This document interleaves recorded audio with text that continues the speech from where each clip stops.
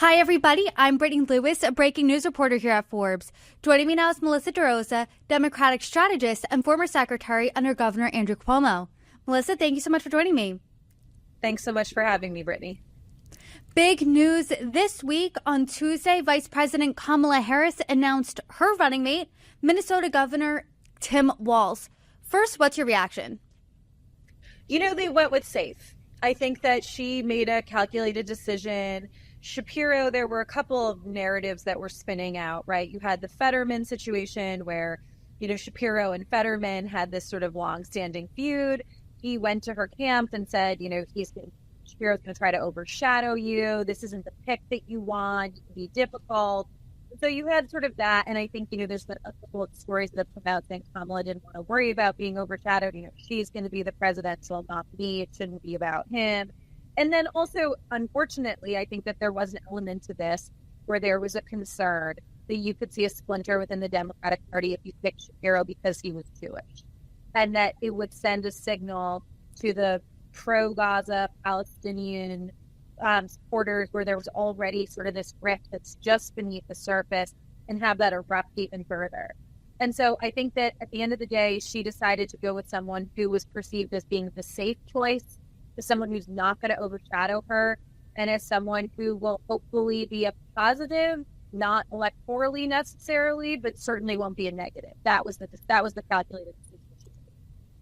What do you think, this says about the current state of the Democratic Party? Because you as a Democrat are saying, I think reason he might not have been picked is because perhaps he was Jewish. Republicans are saying that too. So what does this say about Democrats? And do you think this is going to hurt them, not only with moderates and Republicans, but within their own party? I think we have to sort of give it a week, 2 weeks, and see how the dust settles. Yesterday, I was speaking to a lot of people in the Democratic Party, big donors out of New York City, who were really upset, who said, I was excited about Kamala. I was all in for this. And I feel like they made this decision for one reason and one reason only, which was that Shapiro is Jewish. And that's the problem for me. And we are a big tent party. We try to lift up minorities, women, Jews, Muslims, everybody. We're the party of inclusion. And so whether it's true or not that that's why she made the decision, there is certainly this narrative out there. And I think that it is a problem for Democrats. So I think we need to give it a couple of weeks and see sort of how the dust settles going out of Labor Day, and then we'll have a real assessment of whether or not it's going to help or hurt. In the top three finalists, there was Senator Mark Kelly, Governor Josh Shapiro, as well as the ultimate winner, Tim Walz. According to a recent poll, he was the lesser-known candidate out of all three. NPR PBS Marist poll says that 71% either didn't know who he was or couldn't say enough about him. So do you think the fact that he was not well-known has burst now on the national stage, do you think that works for him and for the ticket or against them? It goes both ways. Because on the one hand, it's a real opportunity for the Democratic Party, for Tim Walz to define himself and say, this is who I am, and forcefully go out and make the case for who he is, not already a known entity, not somebody who's provocative, not somebody who people dislike out of the gate.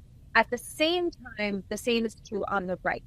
And what I thought was fascinating was the minute he was announced, the Republican apparatus was in full swing. Much more so than when Kamala was announced. When Kamala was announced, I found it shocking how flat-footed they appeared. They really didn't have a message. They were kind of all over the place on their attack points on her. With him, they were ready to go. They've got this narrative that he's way too far to the left, that he was incredibly draconian during COVID, that he's got issues in his military record, that he, responded poorly to the George Floyd protests throughout Minnesota. And so they seem ready to attack. And there's this famous phrase in politics, kill them in the cradle, which is essentially before someone's allowed to define themselves, you define them and you make it a negative for them. And it's clear that the Republicans were ready for this pick and they were ready with their attack line. So it can help and it can hurt. So now we're going to have to see which side is better at painting the narrative, driving the message and hardening it fastest before we can really decide if him having been lesser known is a positive or a negative. Like you said, he does have a very progressive record as governor, and the Trump team really pounced on that within the past 24 hours. Reports say that the Trump campaign was very relieved he was the pick. So as a Democratic strategist, does that concern you? Yes. I mean, I've been saying from day one, from literally the day of the disastrous debate, I think I came on with you the next morning, and I had said it needs to, this is going to end up being Kamala and that she should pick Shapiro. And the reason is simple math. With Shapiro is a high likelihood that you get Pennsylvania. Pennsylvania is 20 electoral votes. Without Pennsylvania, the math is incredibly hard, even with all the energy and enthusiasm we're seeing in the Democratic Party right now. And so I think that the Trump people were very concerned because they thought if we got Shapiro, then we would shore up the Jewish vote that looked like it was leaving the party because of the far fringe, because of the protests, and going more towards the Republicans. So I think that they were afraid we would shore up the Jewish vote in some of these critical states, and also that it would put Pennsylvania in the back. And so as a Democratic strategist, I think it was a missed opportunity not to go with Shapiro. I understand the reasons that she didn't do it. I understand that there was concerns around upsetting the younger people in the base, that there could be potential issues exacerbated at the convention. But sometimes being a leader means taking a decisive action that could alienate some, but in the end, be for the better good. So the fact that the Trump people were relieved that it wasn't Shapiro is not a great sign for us. And the VP nominee for the GOP, J.D. Vance, he tried already to define Walz, and this is what he said. They make an interesting tag team because, of course, Tim Walz allowed rioters to burn down Minneapolis in the summer of 2020, and the few who got caught, Kamala Harris helped bail them out of jail. What's the Democrats' response when the GOP is predictably going to be running photos and videos of Minneapolis in the summer of 2020? Look, they're going to have to answer with their own attack. And I think that it's always better to answer, not to answer necessarily, but to attack from your own position of strength. So rather than be defensive there, I think you can say, that's being overblown. They're sensationalizing that. That's not what happened. What happened on the ground was much more complicated. But let's talk about what Trump did during COVID. Let's talk about what Trump did to exacerbate the problems within the country and the divide within the country during the time that he was in office. And, come back on their own position of strength, not necessarily answering some of those attacks. I think that they've got to not laugh off, but sort of give the back of their hand and say, they're exaggerating. Nobody wanted violence. No one was just letting people out of jail. This is the same old from the Republican Party who doesn't want to talk about what happened for the 4 years within office. Walz is an interesting pick for VP nominee because he is from Minnesota. Minnesota is a blue state. Only 10 electoral votes compared to Shapiro's 19 votes in Pennsylvania, where that's a battleground state, swing state. But do you think that because he is a Midwest state and he represents that, do you think that he will help Democrats win more Midwestern votes? That's certainly the hope, right? He's a former educator, coach. He's somebody who did serve. Someone joked yesterday, put a red hat on him, he would almost look like a Mac voter. He's sort of straight out of that central casting. And so I think the hope is that they can move him around in those Midwestern states and those Great Lakes states, and that he will appear to be somebody who reminds those voters of themselves, that he's relatable, and that he can do some good shoring up some critical votes in those other states, because as you point out, his own state is already at the back. That's a really interesting point that you bring up, that a lot of people have pointed out that Tim Walz, he does appear to look like a moderate voter. He's from the Midwest. There's a lot of videos on social media of him helping people with their car. He seems like just that classic dad, but he has this really progressive record. And it seems like both VP picks, whether it be J.D. Vance or Tim Walz, appeals to the more left and more right side of the party. Do you think strategically that was the right move here? I thought strategically she should pick someone who appears more moderate, because I do think that right now, the way that you're going to win this race, you're not changing the hearts and minds of the 90% of the Democratic electorate for whom their choice is made. You're not changing the hearts and minds of the 90% of the Republican Party for whom these decisions are made. You're appealing to 5% of the vote in the middle in 7 states. That's really what this comes down to. And so I think anyone who can help you sort of reach out to the middle and appear to be sensible centric is what is going to ultimately win. And I think that J.D. Vance, has proven himself to be a little bit of a liability for Trump out of the gate with some of his comments. And I think the Democrats are hoping that with this pick, it's conciliatory for the base. It's not going to enrage the base. It's not going to alienate people in the base. Now let's see what he can do to sort of reach across the center. And the thing about these unknowns, J.D. Vance, Tim Walz, the thing about these people who come into these races unknown is I always think about the great unknown that happened in 2012, which was Sarah Palin, which she was physically attractive. She had been governor of her state for a little while. She had this family that appeared, as if it was straight out of a Hallmark movie. And then you dig just beneath the surface and you push just a little bit on some of the questions, and she completely collapsed. And so that's the danger with somebody when you're doing these things based on people who are sort of unknown nationally. So I think the smarter move would have been someone who was more to the center. I think Tim Walz will argue he is more centrist than he's been presented. I think that there's actually a lot of far left people in Minnesota I've been reading up who say that they think it's crazy to describe him as a super progressive. And so we'll see. We'll see in the next couple of weeks in this critical period where he's defining himself and when Republicans are trying to define him, how he can present and feed.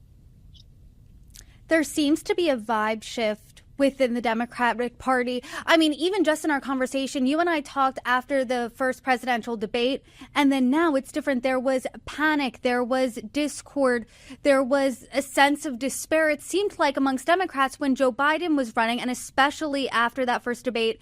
And now social media, the younger generation, Gen Z, is embracing Kamala Harris. Tim Walz, as of now, as of the past 24 hours, has really gotten a hero's welcome, at least on social media. So how do Democrats seem to keep up this enthusiasm that's been infused in their campaign all the way to November? Look, we've got to run like we're 10 points behind. And we've got to stay as unified as we possibly can. And we've got to keep talking about the future. What does the future look like? Why are the Democrats the better choice for the future? And I think trying to relitigate things in the past is what's going to end up hurting us, which is why if Republicans were smart, they would be making this entire campaign about, Joe Biden's gone, but he's not gone because she owns his record. It's their record together. And so we've got to try to continue with this forward flowing motion. And 3 months is a long time. I mean, think about where we were 3 months ago. So it's going to be really interesting to see. I think she's got the mainstream media wrapped around her finger right now. I think Tim Walz does too. I think that will probably sustain itself through the convention, pending any major blow up at the convention. And then after Labor Day, I think you're going to see sort of, when you shake a snow globe, everything goes to the bottom right after Labor Day. And then we're going to see what happens going into the election. So we'll see. There's no magic answer here. It's just he's got to play some error-free ball. He's got to land some punches. It'll be interesting. We talked last time to see what Donald Trump tries to do with the debates. He's already trying to weasel out of the one on the 10th, counter offered with the Fox News one. So we'll see. I know that before she ran in 2020, but she didn't make it to 2020. She dropped out in 2019. Do you think she, aside from you're not super happy with her VP pick, do you think she has been playing error-free ball in the past little over 2 weeks since she began her campaign?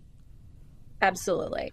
And part of that because she hasn't been challenged, right? I think that the mainstream media was so anxious to get Biden off the ticket. And I think Democrats were so anxious to get Biden off the ticket that once that happened, I mean, it's funny because you think back a few months ago, people said it could never be Biden steps off because it can't be Kamala. And then Kamala was there and sort of got this hero's welcome. I don't think she's made any major missteps. You've seen the donor class from the top to the grassroots all unite behind her. I mean, the numbers that have come through the door are Obama-esque in terms of, showing the excitement of the party. She hasn't made any major gaps. And she's been out there every single day doing the things she needs to do. So far, she's playing an error-free game. And then you've got Trump, who's out there sort of reverting to form. And I had said this to a number of different reporters, that I was really afraid at how well disciplined Trump had been after the debate. He really kept his mouth shut. He didn't pile on. He sort of saw that Democrats were eating their own and he didn't need to do anything. If he got involved, they might just flip on him. The beginning of the convention, they trotted out his granddaughter who gave what I thought was the most humanizing speech that's ever been given for Donald Trump. And then, boom, he gives a 93-minute long rambling speech. And since that time, has completely reverted to form. And so the question is, can Donald Trump get back to more disciplined, on message? How do we make this campaign about her? How do we make this campaign forward-looking and sort of steer away from the racism and the sexism and the things that I think are going to unify the Democratic Party and set him back with the middle? It's really just incredible how it feels like this election has flipped on its head now multiple times. Feels like Republicans are now playing defense and Democrats are on offense. What are you looking out for between now and the DNC and beyond? It's just that, I think that there's so much that has happened in the last 8 weeks alone. I mean, remember that time that Donald Trump was almost assassinated? Because that happened too. So what is going to happen between here and November? And the answer is we don't know yet. So we'll see, there had been some chatter that perhaps Trump would try to take Vance off the ticket. It doesn't look like that's going to happen. I think we now sort of are where we are. And so we're just going to have to see how this plays out, because something really big happened in the Middle East. Does Iran attack Israel? How do we react to that? Does anything go on with Ukraine? Anything go on with China? Friday, the markets tanked. We saw a little bit of a rally back yesterday. But the economy, where is inflation going into September? And so there are so many unknowns and things that are frankly out of our control that I think are going to shape the contours of this race as we get closer. And this race has already been shaped by many unknowns, most that have happened from end of June until now. But as the situation continues on between now and Election Day, I hope you join me for many more conversations. Melissa DeRosa, thank you for coming on. Thank you so much for having me.